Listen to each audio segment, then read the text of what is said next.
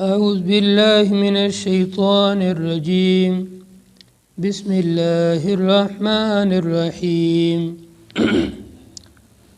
ولا تحسبن الذين قتلوا في سبيل الله أمواتا بل أحياء عند ربهم يرزقون۔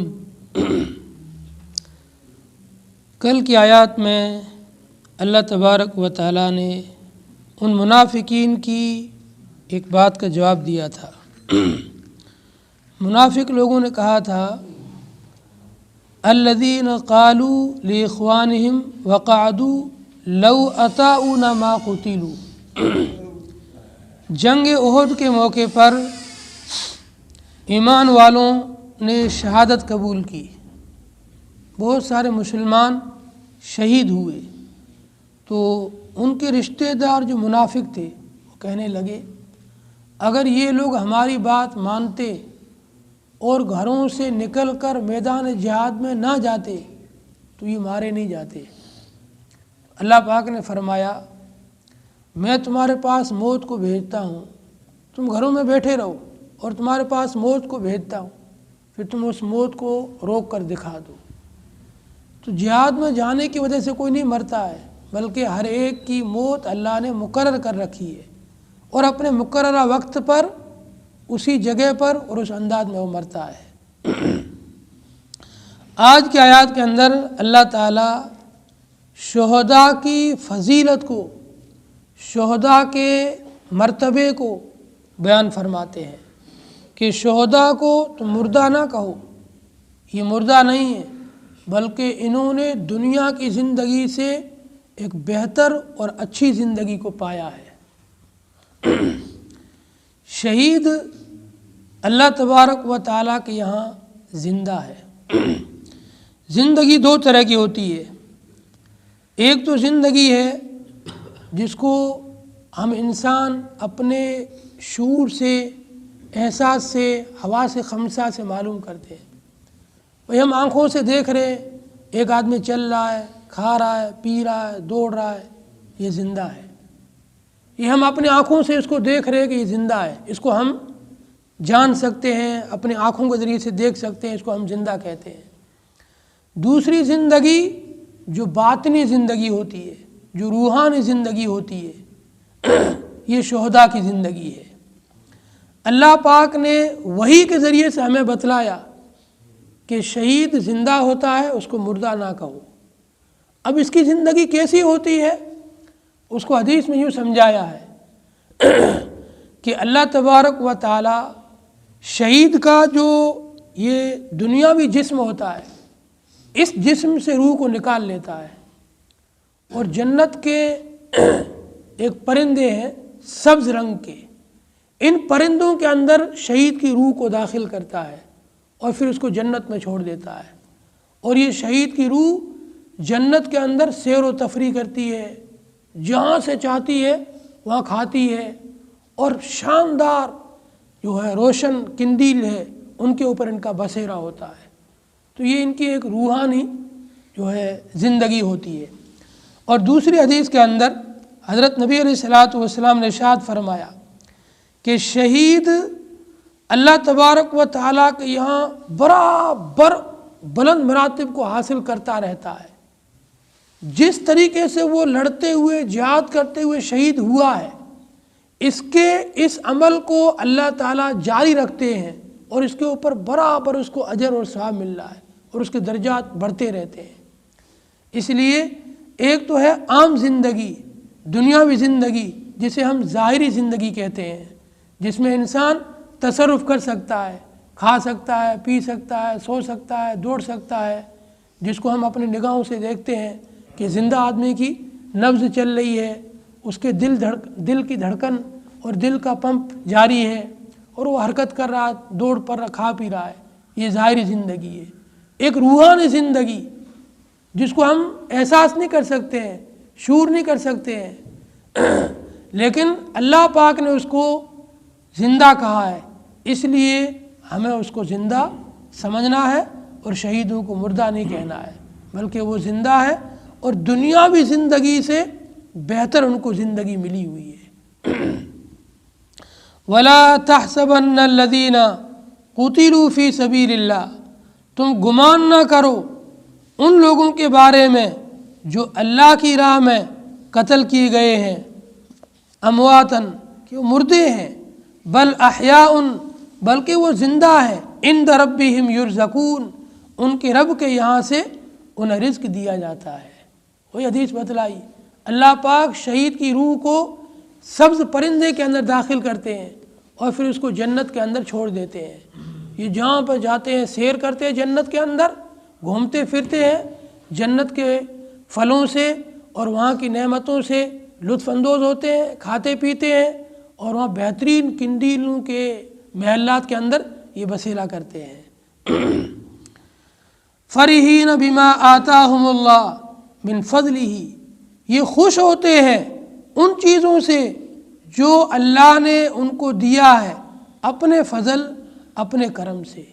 دنیاوی زندگی میں انسان کو جو ملتا ہے نا، بہت محنت کے بعد میں، آپ مکان بناؤ بہت آپ کو محنت کرنی پڑتی ہے، دکان، فیکٹری، کاروبار میں رات دن ایک کرتے ہو، جب جا کے پیسے اکٹھا کر کے مکان بناتے ہو، پھر آپ اچھا کھانے کے لیے بھی بہت آپ کو محنت کرنی پڑتی ہے، اس کے بعد جا کو اچھا کھانا ملتا ہے۔ لیکن شہید جس نے اللہ کی راہ میں قربانی دی، اپنی جان کو اللہ کی راہ میں پیش کیا اور اللہ کی راہ میں اپنی جان کا نذرانہ پیش کیا، یہ لوگ فرحین بما آتاہم اللہ من فضلہ، اللہ نے جو اپنے فضل سے ان کو دیا ہے آخرت کے اندر، جنت کے اندر، اس سے وہ بہت زیادہ خوش ہے۔ دنیا کی نعمتیں ان کے سامنے کچھ بھی نہیں ہے، ہیچ ہے۔ جو اللہ کی طرف سے ان کو ملا ہے آخرت کے اندر، اس پر وہ بہت زیادہ خوش ہے۔ وَيَسْتَبْشِرُونَ بِالَّذِينَ لَمْ يَلْحَقُوا بِهِمْ مِنْ خَلْفِهِمْ، اور وہ خوشخبری سناتے ہیں ان لوگوں کو جو ابھی ان سے ملے نہیں ہیں، جو ان کے پیچھے ہیں۔ جب ان شہداء کو اپنے رشتہ داروں میں سے کسی کی خبر ملتی ہے کبھی کبھی وہاں پر آخرت کے اندر، تو بڑے خوش ہوتے ہیں، اور پھر ان کے رشتہ دار کوئی مر کر کے شہید ہو کر کے جب آخرت میں جاتے ہیں تو وہاں پر وہ ان کو خوشخبریاں دیتے ہیں، دیکھو ہم نے اللہ کی راہ میں اپنی جان کا نذرانہ پیش کیا، ہم نے اللہ کی راہ میں اپنی قربانی دی، اللہ کی راہ میں اپنی جان دی، تو اللہ نے ہمیں یہ مقام دیا ہے، اتنا اونچا درجہ دیا ہے، اور یہ سب کچھ نعمتیں دی ہے۔ اللہ خوف علیہم ولا ہم یحزنون، نہ تو ان کے اوپر کوئی خوف ہوگا اور نہ کسی قسم کا ان کو کوئی غم ہوگا۔ میدان محشر کے اندر، آخرت کے اندر ان کو شہداء کو کوئی غم ٹینشن نہیں ہوگا۔ اللہ تبارک و تعالی شہداء کو سیدھا جنت میں داخل فرمائیں گے۔ حدیث میں آتا ہے شہید کا ہر گناہ معاف ہے سوائے قرض کے۔ قرض ایک ایسی خطرناک چیز ہے، اگر شہید پر بھی ہوگا نا تو شہید کو بھی اپنے قرض کا حساب دینا پڑے گا۔ قرض کے علاوہ اس کے جتنے بھی گناہ اللہ تعالیٰ سب کو معاف کر دے گا۔ اس لیے حقوق العباد کے بارے میں آدمی کو بڑا احتیاط برتنا چاہیے، کسی دوسرے کا حق اپنے ذمے نہ رہے۔ باقی اللہ تعالیٰ کے حقوق اللہ تعالیٰ معاف فرما دیں گے۔ اللہ بڑے رحمان ہے، بڑے رحم کرنے والے ہیں۔ نماز میں سستی ہو گئی، روزہ کوئی چھوٹ گیا، اور کوئی آپ سے نافرمانی ہو گئی ہے تو اللہ معاف کر دے گا۔ لیکن آپ نے کسی کا حق مار رکھا ہے، حق دبا رکھا ہے، یہ معاف نہیں ہوگا، اس کا آپ کو حساب دینا پڑے گا۔ اس لیے حدیث میں آتا ہے شہید کا اللہ تعالیٰ ہر گناہ معاف کر دے گا سوائے قرض کے۔ اگر اس نے کسی کا حق لے رکھا ہے، پیسہ لے رکھا ہے، قرض لے رکھا ہے، تو پھر اس چیز کا اس کو حساب دینا پڑے گا۔ یا تو دنیا ہی کے اندر اس کا حساب چکا دو، اگر نہیں چکاؤ گے تو پھر آخرت کے اندر تو نیکیاں دینی پڑے گی۔ حدیث میں آتا ہے اللہ کے نبی نے فرمایا بتلاؤ میری امت کا تنگ دست آدمی کون ہے، فقیر آدمی کون ہے؟ صحابہ نے کہا ہم تو تنگ دست اور فقیر اس کو سمجھتے ہیں جس کے پاس میں مال کم ہو، پیسے کم ہو۔ آپ نے فرمایا نہیں، میری امت کا تنگ دست اور فقیر وہ آدمی ہے جو ڈھیر ساروں نیکیاں لے کر آئے گا، اتنی ساری نمازیں، اتنے سارے روزے، اتنے سارے زکوٰۃ، صدقات، حج، عمرے، خیرات بہت سارے لے کر آئے گا، لیکن اس نے لوگوں کے حقوق کو مارا ہوگا، پڑوسی کی زمین دبا لی 4 فٹ، کسی کی دکان پہ قبضہ کر لیا، کسی کو دھوکہ دے کے اس کے پیسے کھا گیا، کسی سے پیسے ادھار لیے واپس ہی نہیں دیے، ایسے اس نے حقوق مارے ہوں گے لوگوں کے۔ اب جب یہ اللہ کے سامنے پیش ہوگا، ایک لمبی لائن لگ جائے گی حقوق والوں کی، یہ سب مطالبہ کریں گے، یا اللہ اس نے ہمارے ساتھ دنیا میں ظلم کیا تھا، ہمارا حق اس نے کھایا تھا، آج آپ انصاف کریں اور ہمیں ہمارا حق دلائیں۔ اب اللہ تعالیٰ اس کو کہے گا بھائی تو نے ان کے حقوق کیوں کھائے تھے، اب دے ان کو بدلہ۔ وہاں پر اس آدمی کو اپنی نیکیاں دینی پڑے گی۔ ایک آدمی 3 حج کا ثواب لے کے چلا گیا اپنے حق کے بدلے میں، دوسرا آدمی اس کی 10 سال کی نمازوں کا ثواب لے کے چلا گیا اپنے حق کے بدلے میں، تیسرا آدمی اس کے 30 سال کے روزوں کا ثواب لے کے چلا گیا۔ اس طریقے سے اس کے پاس سب نیکیاں ختم ہو جائے گی، ابھی بھی حقوق والوں کی لائن باقی ہوگی۔ اب اللہ فرمائیں گے تیرے پاس نیکیاں تو ختم ہو گئی ہے، لیکن ابھی بھی حقوق والے لوگ تو باقی پڑے ہیں۔ اب ایک کام کرو، ان حقوق والوں کے گناہوں کو لو اور اس کے سر پہ ڈال دو۔ جتنا انہوں نے تمہارا حق مارا ہے، اس حق کے بدلے میں اتنے تمہارے گناہ اس کے سر پہ ڈال دو۔ اب ان حقوق والوں کے گناہ اس کے سر پہ ڈال دیں گے، اس کی نیکیاں تو پوری ختم ہو جائے گی، اتنا بڑا گناہوں کا بوجھ سر پہ لے کر کھڑا ہو جائے گا۔ نبی نے فرمایا یہ ہے میری امت کا حقیقی فقیر، حقیقی تنگ دست اور حقیقی غریب آدمی۔ اس لیے شہادت بہت اونچا مرتبہ ہے، شہادت بہت اعلیٰ درجے کی چیز ہے، لیکن شہادت کے ساتھ اگر کسی کا حق مار رکھا ہے وہ حق معاف نہیں ہوتا ہے۔ کتنا بھی آدمی نیکی کر لے، اونچا عمل کر لے، لیکن کسی کا حق معاف نہیں ہوگا۔ حقوق العباد کے بارے میں بڑی احتیاط برتنے کی ضرورت ہے۔ ولا خوف علیہم ولا هم یحزنون، نہ تو ان شہیدوں کے اوپر کسی قسم کا کوئی خوف ہوگا اور نہ یہ کسی قسم کے غمگین ہوں گے۔ یستبشرون بنعمت من اللہ وفضل، یہ خوشخبری سنائیں گے اللہ کی طرف سے نعمتوں کی اور فضل کی، اور بے شک اللہ تبارک و تعالی ایمان والوں کے اجر و ثواب کو ضائع نہیں کرتا ہے، بیکار نہیں جانے دیتا ہے۔ جو بھی مومن عمل کرتا ہے دنیا کے اندر، چاہے تھوڑا ہی عمل کرے، اللہ تبارک و تعالی ہر انسان کے اس عمل کے بدلے میں اجر و ثواب عطا فرمائیں گے، کسی کے بھی عمل کو یوں بیکار اور ضائع نہیں جانے دیں گے۔ اس لیے شہادت بہت اونچا عمل ہے، اپنی جان ہی اللہ کی راہ میں دے دینا، اس سے اونچا کیا عمل ہوگا؟ یہ تو کوئی اللہ کا محبوب ہی دے سکتا ہے۔ سب سے بڑی چیز ہے اپنی جان کی قربانی دینا۔ آدمی مال کی بھی قربانی دے سکتا ہے، اپنے وقت کی قربانی دے سکتا ہے، لیکن سب سے بڑی قربانی ہے اپنی جان کی قربانی دینا، اپنے آپ کو اللہ کی راہ میں شہید کروانا، اپنے آپ کو اللہ کی راہ میں پیش کر دینا۔ صحابہ کرام ہر وقت تیار رہتے تھے، تمنائیں ہوتی تھی ان کی کہ اللہ تعالی ہمیں اپنی راہ کے اندر شہادت دے دے۔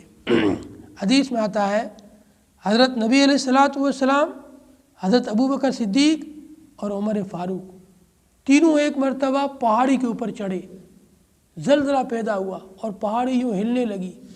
نبی نے اپنے قدم مبارک کو پہاڑی پر یوں مارا اور مار کر کہا اے پہاڑ کیوں ہل رہا ہے؟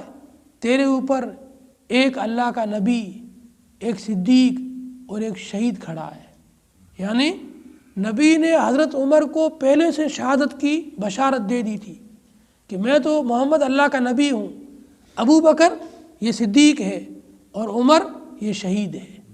پھر اس واقعے کے بعد میں حضرت عمر فاروق ہمیشہ دعا مانگا کرتے تھے، اللہم ارزقنا شہادتاً فی سبیلک، اے اللہ مجھے اپنی راہ میں، اپنے راستے میں شہادت نصیب فرما۔ شہادت ایمان والوں کے لیے ایک بہت فضیلت کی چیز ہے اور بہت اونچا درجہ ہے۔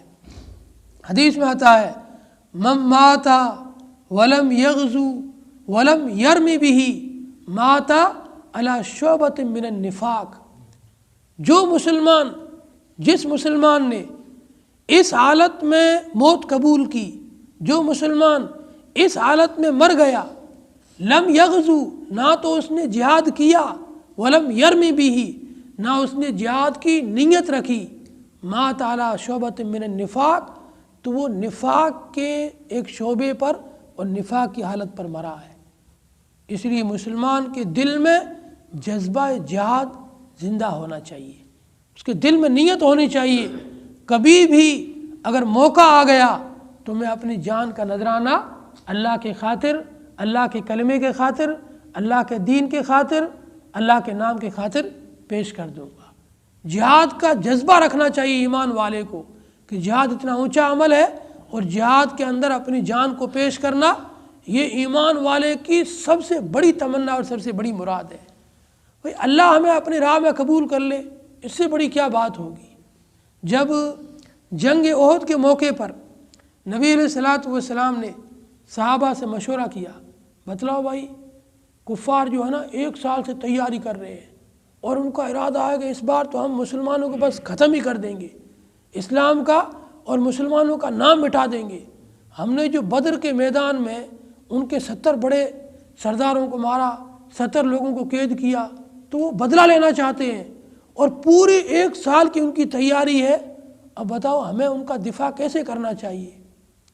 تو بہت سے لوگوں کی رائے تھی کہ مدینے کے اندر رہ کر کے ہم ان کا دفاع کریں گے، لیکن اکثر صحابہ جن کی تمنا تھی ہم شہادت قبول کریں گے، وہ کہنے لگے نہیں یا رسول اللہ، ہم مدینے سے باہر نکل کر مقابلہ کریں گے، مدینے کے اندر رہتے ہوئے مقابلہ نہیں کریں گے، باہر نکل کر بہادروں کی طرح لڑیں گے اور ہم اپنی جان دیں گے اللہ کی راہ میں۔ ہماری تمنا ہے کہ اللہ ہمیں اپنی راہ میں قبول کر لے، شہادت کا درجہ دے دے۔ تو صحابہ کو اللہ سے اتنی محبت تھی، اللہ سے اتنا پیار تھا، وہ اللہ کی راہ میں اپنے آپ کی جان دینا اور اپنے آپ کو پیش کرنا، اپنی قربانی دینا، اس کو فخر کی چیز، عزت کی چیز سمجھتے تھے۔ اس لیے مسلمان کے لیے دونوں ہاتھ میں لڈو ہے بھائی، مسلمان کے لیے دونوں حالتوں میں خیر ہے۔ یہ میدان کارزار میں جائے اور شہید ہو جائے تو جنت، شہادت کا اعلیٰ درجہ، اور اگر یہ فتح پا جاوے تو غازی بن کر لوٹے گا۔ غازی بھی ایک اعلیٰ مقام ہے اور شہید بھی اعلیٰ مقام ہے۔ اس لیے حدیث میں آتا ہے ایمان والے کی دونوں حالتوں کے اندر اللہ نے بھلائی اور خیر رکھی ہے۔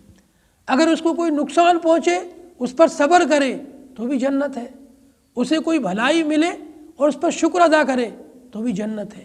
یہی حالت میدان کارزار میں بھی ہے۔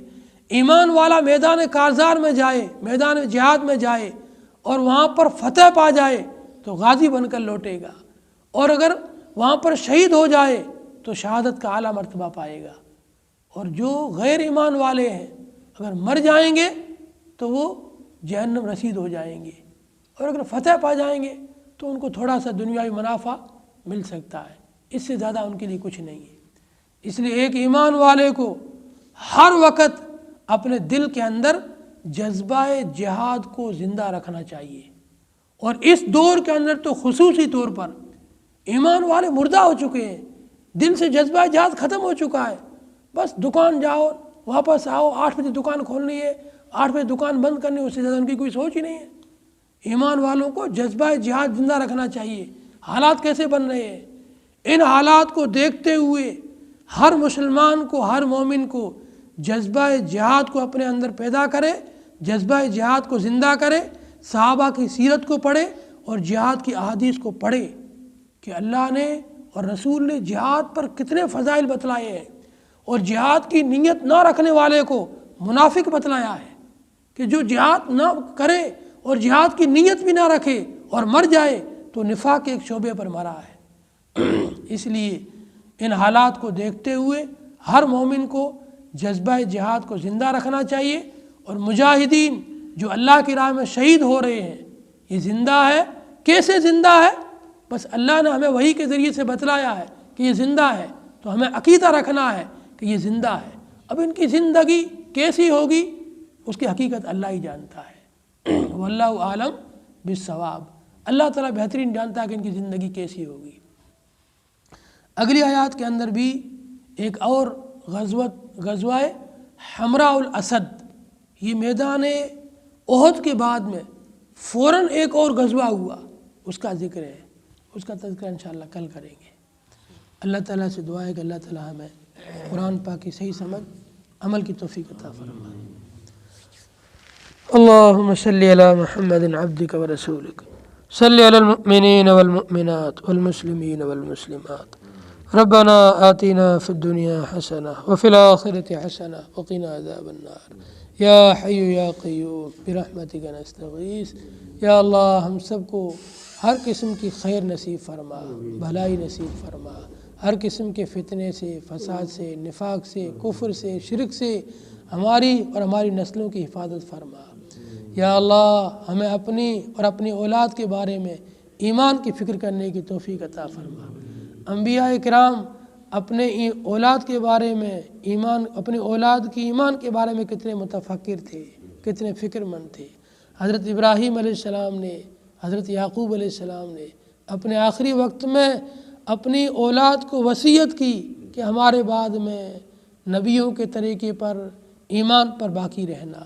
یا اللہ ہمیں اور ہماری اولاد کو، ہماری نسلوں کو ایمان پر ثابت قدم رکھنا، کسی بھی موقع پر، کسی بھی حالت کے اندر ایمان کے سے پھر نہ جاوے، ایمان سے ہاتھ نہ دھو جاوے، ایسی حالت سے ہماری حفاظت فرما۔